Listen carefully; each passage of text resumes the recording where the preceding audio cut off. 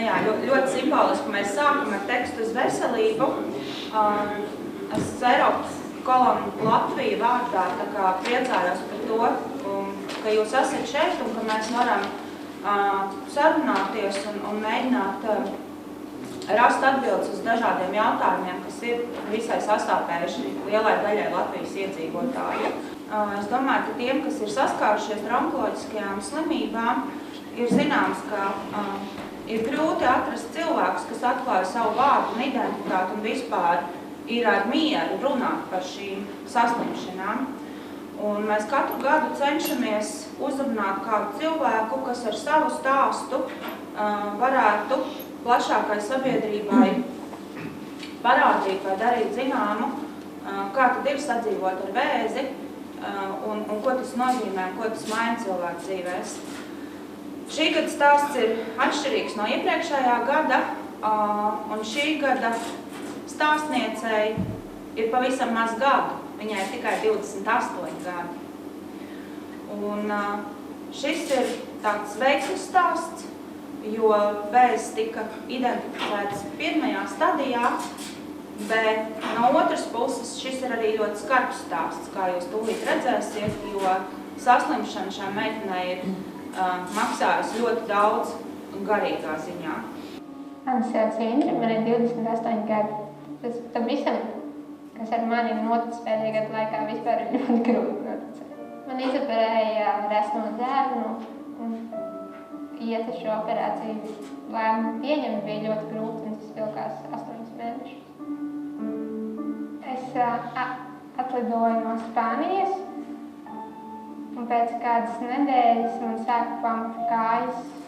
Latvijā bija plus 35 grādi karsts. Es domāju, ka tas ir no lidojuma, jau arī augstās gaisa temperatūras. Tā kā es nevarēju tikt pie sava ģimenes ārsta, es sarunāju veselības centrā 4 ģimenes ārstu, pie kuras aizgāju. Viņi teica, ka tas droši vien ir no karstuma, tagad visiem tā esot. Ļoti karsts pēkšņi esot kļuvis. Un tur man pateica, lai es dzeru gurķu un selerijas sulu. Un tur gājas uz augšu. Bet es viņam nepaklausīju un devos tomēr pie sava ģimenes ārsta pēc asins analīžu norīkojuma. Un saņemot šīs analīzes, es vērsos pie citiem dakteriem, kas tālāk man ievietoja slimnīcā, kur atklāja zārnu vēzi pirmajā stadijā. No sākuma man teica, ka man varētu būt vēzis, nevis ka man ir vēzis, un es centos visādiem citiem alternatīviem medicīnas veidiem panākt, lai man nebūtu vēzis. Šoks, neticība ārstam, nepieņemšana, vienkārši savu emociju nepārvaldīšana, kad vienkārši tur augti, bet tā kā asaras, bet tu nesaproti, kāpēc īsti. Bet kā ļoti negribu raudāt, bet tomēr tā. Dažus draugus es pazaudēju. Viņi nesaprata. Arī tādēļ, kāpēc es nevaru atvēlēt viņiem vairs laiku, kāpēc es varbūt negribu ar viņiem vairāk iet kaut kur, ko varbūt tā nebija negribēt, bet vienkārši izvēlēties vai mājās pasēdēt, vai ar viņiem, es tomēr izvēlējos mājās. Viņi vairs nav mani draugi vienkārši. Tādēļ, ka viņi vairs negrib ar mani kontaktēties, jo es esmu savādāka. Jo man ir maisiņš. Es nomainīju darbu, jo arī iepriekšējā darbā ne īsti to sapratu. Ir kaut kāds stereotipi, jā. Pirmā slimnīcas ķirurgs, laikam, Andrejs Pavārs, kurš vienkārši paprasīja, vai tu gribi dzīvot. Atbild, protams, bija jā, līdz šim neviens nebija uzdevis tādu jautājumu. Un pēc nedēļas jau man bija operācija sarunāta. Ir liels informācijas vakums, tukšums, tu neko nezini, ka ir tāda stomaspiedrība, jo to es uzzināju nejauši internetā, googlē, tikai neviens neko nesaka, ne ārsts, ne ģimenes ārsts. Es vēlējos iepazīties ar kādu cilvēku, kuram ir maisiņš, jo 8 mēnešus man tas neizdevās. Es prasīju stomaspiedrībā, viņi teica, jā, viņiem ir 138 cilvēki, bet neviens negrib ar kontaktēties. Tad man iedeva kaut kādu meiteni Vācijā, ar kuru jāizskaidro jautājums, kā ir dzīvot ar to stomu, kā ir ēst, kā ir gulēt, viss, kā ir peldēt, vai var to darīt. Un tad, ar to meitenes palīdzību sapratu, ka nekas jau nemainīsies, es nepalikšu ne kroplu, nekas nemainīsies. Man liekas, ka viņš būs liels, briesmīgs, es neiedomājos internetā paskatīties, kāda ir citiem. Es vienkārši likās, ka es nevarēšu nekad vairs peldēt. Es pagājuši gadu nopirku abonementu peldēšanu, domāju, tagad peldēšu pēdējo reizi dzīvē, bet tā nav. Sadzīvot ir jāmācās, ir grūti. No sākuma ir bail iziet cilvēkos, jo liekas, ka visi redz, ka tev viņš ir, kamēr tu pierod, ka tā nav. Man vairs nepams kāds, man vairs nesāp sēņa locītavs. Arī galva nesāp. Es jūtos labi, es varu darīt. Man vairs nav nogurums. Es varu iet kopā ar draugiem un pasākumiem. Man dzīve ir un var būt pilnvērtīga. Vēzis nav nolemtība, skaidrot pacientiem un tuviniekiem, ka tas nav nekas brīsmīgs un ka to var ārstēt sākotnējā. Vienkārši ir jāatklāj laikus. Un arī tās zāles, kas ir palīdzēt iegādāties, jo šobrīd Latvijā ir tikai viena firma, kas mums ieved.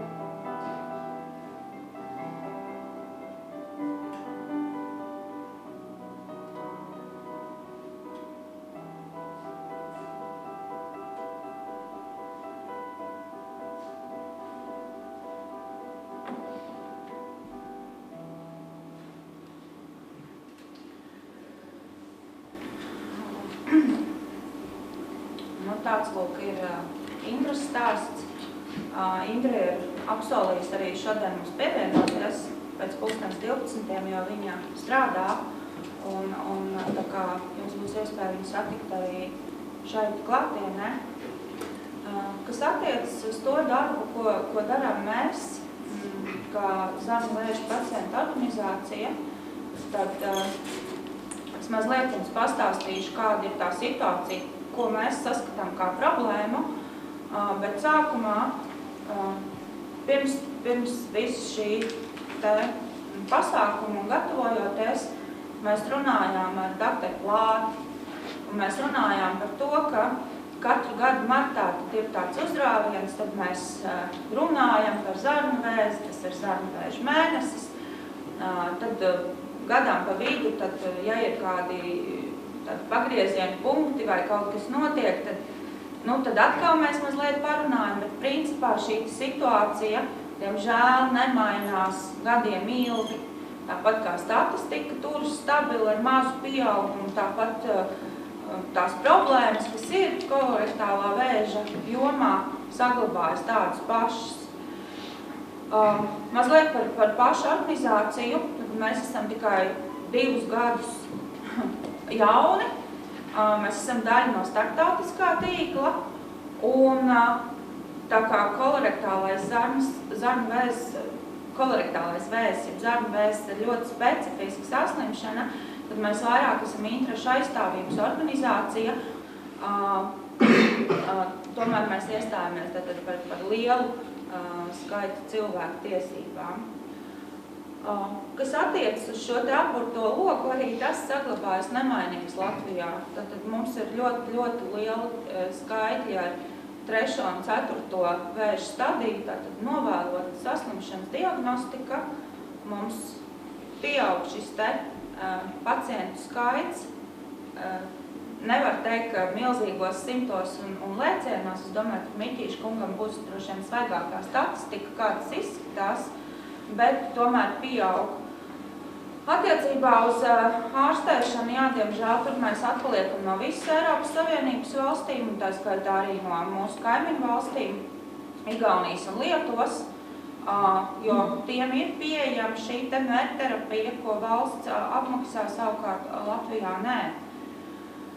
Kas attiecas uz sabiedrību kopumā un to, ko mēs redzam ikdienas, tad šī zarnu vēža problemātika netiek pietiekami novērtēta, jo vienmēr liekas, ka tas notiks ar kādu citu, nevis ar mani, ka tas ir kaut kas rets, to nevar tik bieži sastapt. un arī par skrīningu. Cilvēki izvēlas šo te skrīningu neveikt un ir ļoti kūtri, un tas patiesībā ir stāsts par sabiedrības attieksmi pret savu veselību, jo valsts Latvijā nodrošina šīs te skrīninga iespējas iedzīvotājiem pēc 50 gadiem, un ir ļoti mazs procents. Tad visu laiku bija 7 līdz 8%, kas veic skrīningu. Nu, tagad es saprotu, ka 2030. gadā mēs esam mazliet pakāpušies uz augšu un sasniegt apmēram 9% skrīningu, ja? Kas ir labā ziņa, kas nozīmē, jo vairāk mēs runāsim, jo vairāk mēs skaidrosim un urdīsim, jo lielāka iespēja, ka kāds sadzirdēs un arī šos testus, ko valsts nodrošina, izmantos.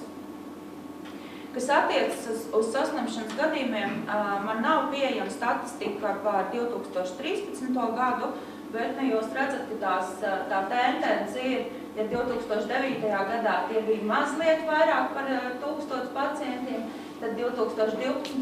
tie jau bija 1258. Un mirstība, protams, arī saglabājas diezgan pāri 700 ik gadu. Es jau atzīmēju par novēlotajām diagnozēm, kas ir faktiski tā kā likums, ja? Runājot ar ārstiem un runājot ar pacientiem.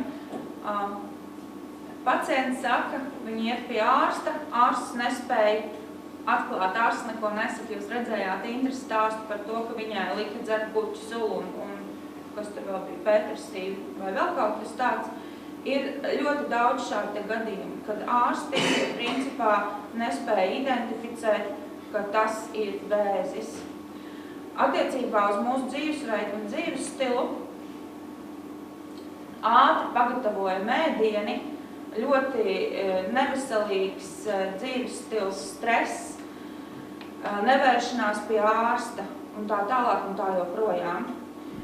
Kas kolorektālā vēža slimniekiem, un es domāju, ka daudziem citiem onkoloģijas pacientiem ir ļoti būtiski, tad mēs ļoti sajūtam šo paliatīvās aprūpas trūkumu un rehabilitācijas trūkumu.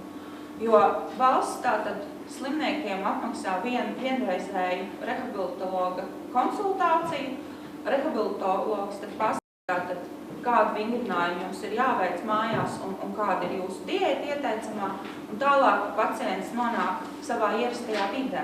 Un tad daudz kas ir atkarīgs no gribas spēka. Vai šis cilvēks spēja ievērot režīmu, spēja saņemties, veikt vingrinājumus vai nē. Dakteris saka, tie pacienti, kuri stingrāk ievēro režīmu, kuri ir aktīvi, tiem arī labāk veids cīņā ar vēzi. Bet ir ļoti daudz pacientu, kas vienkārši nolaiž rokas, jo viņiem trūkst šī te atbalsta. Par mītiem, ar ko mēs sastopamies, es esmu ielikusi 0. punktu, kas ir ļoti sāpīgs punkts. Runājot par kolorektālo vēzi, mēs esam saskārušies, ka tas ir tabū. Par to nerunā. Tāpēc, ka nav glīti runāt par zarnām un vēdera izveju un vispār par problēmām, kas skar zemāk mūs par jostas vietu, par to labāk ir nerunāt. Tāpat laikā visi taču zina, ka mēs cilvēki esam uz toleti. Visi zina, ka tas notiek. Arī žurnālistiem ir tā, ka jā, mēs gribam pacientu stāstu, bet mēs negribam runāt par stomu, par maisiņiem. Tāpēc, ka tas ir briesmīgi. Tad tas ir tas, ar ko visbiežāk nāks saskarties. Tas nav glīti, mēs par to nerunāsim. Joprojām mēs dzirdam, ka zārtnu vēzis tā ir vīriešu slimība, vai tā ir tikai vecu ļaužu slimība. Patiesībā visa Eiropas statistika šobrīd rāda, ka tā kļūst arvien vairāk par jaunu cilvēku slimību. Saslimšanas rādītāji, tātad vēža reģistrs Eiropā liecina, ka pacients kļūst jaunāks.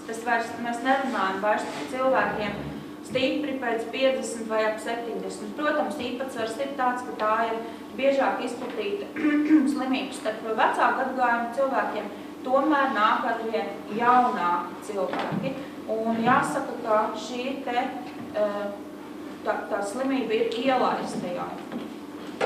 Nu jā, un tad ir mīts, ka tā ir reti sastopama parādība, lai gan tā nav. Tas, ko mēs kā organizācija redzam, mums ļoti labprāt gribējuši dzirdēt gan ministrijas, gan citu institūciju viedokli, mēs redzam, ka valstī trūkst plāns, kas būtu funkcionējoši, kas būtu faktiski tāds, kas darbojas, jo esošie dokumenti, cik man ir zināms, kas ir spēkā no 2009. Diezgan ir novecojuši, jo ir pagājuši samērā daudz gadu, varbūt ir kaut kas jaunāks, bet vismaz man par to nav informācijas. Vēl viena lieta, kas attiecas uz šiem te plāniem un to, ka mēs veidojam darba grupas vai vēl kaut ko daram, patiesībā jau nekas nedarbojas un mēs nevaram atrast līdzekļus budžetā. Kas attiecas par zarnu vēža reģistru, tad man bija vairākas sarunas par to, ka valsts uztur šo te reģistru un vāc statistiku. Ja mēs runājam par to, kas ir zarnu vēža reģistrs, tad pacientu organizācijas izpratnē, tad mēs kopā ar onkologiem esam nonākuši pie tādas vienotas izpratnes gan šeit, gan citās Eiropas Savienības valstīs. Tad zarnu vēža reģistrs vai vispār vēža reģistrs būtu tāds, kas apkopo informāciju par pacientu, sākot no pirmās saskares līdz pat tam punktam, kurā viņš ir nonācis. Tātad, jebkurš onkologs vai ārsts varētu izsekot līdzi gan šai slimības gaitai, gan medikamentiem, kas ir izmantoti pacientu ārstēšanā, tad ne tikai cipariem, cik ir saslimušie un cik ir mirušie, vai kādi ir zarnu vēža veidi, bet daudz detalizētākā veidā. Attiecībā uz medikamentiem, protams, mēs saprotam, ka valstī nepietiek naudas daudzām lietām, bet tāpat laikā būtu ļoti, ļoti svarīgi, ka mēs tomēr mēģinātu atrast finansējumu mērķterapijai. Tam, kam citas Eiropas Savienības valstis ir atradušas līdzekļus, bet mūsu pacientiem tā vēl joprojām nav pieejama. Par rehabilitāciju runājot, tas, ko es teicu, un tas, ko arī Indra apliecināja, pietrūkst šī sistēma, ka pacients varētu saņemt atbalstu un rehabilitāciju, par ko būtu parūpējusies valsts. Problemātiski ir arī palīglīdzekļu pieejamība. Tātad cilvēkiem, kam ir šie stāmas maisiņi, maisiņu skaits ir niecīgs, ko finansē valsts. Mums ir zinām gadījumi, kad pacienti šos maisiņus mazgā, tāpēc, ka viņi nevar atļauties nopirkt jaunus. Mums ir zinām gadījumi, ka pacientiem ir nepietiekamas prasmes, jo viņiem nav neviens īpaši palīdzējis apgūt šos te palīglīdzekļus. Un tad viņi iztērē, viņi vienkārši neprot viņus lietot un iztērē tos savus maisiņus un paliek bez maisiņiem. Tās ir tās problēmas, kas ir no vienas puses ļoti tehniskas, bet no otras puses tas ir stāsts par cilvēkiem, par viņu ikdienu. Un šīs ir tās lietas, kur mēs redzam, ka būtu nepieciešams risinājums. Kā mēs to redzam, pirmām kārtām mēs ļoti gribētu konstruktīvu sadarbību ar valsts institūcijām, kopā strādājot un mēģinot rast risinājumus, gan attiecībā uz medikamentiem, gan uz palīglīdzekļiem, gan arī uz šo te rehabilitāciju. Vēl viena lieta, ko mēs esam sapratuši pēdējā gadu laikā, mums ir ļoti jāmēģina sadarboties ar citām onkoloģijas organizācijām, jo mēs vieni paši esam ļoti vāji. Tad tas, uz ko mēs virzīsimies, mēs mēģināsim veidot tā kā koalīciju un iestāties par pacientu tiesībām kopā ar citām organizācijām. Un mēs ļoti ceram, ka valsts atradīs iespēju sakārtot tādos lielos vilcienos šos te vēža rīcības plānus un ka tie būs ļoti tuvu realitātēm arī īstenot.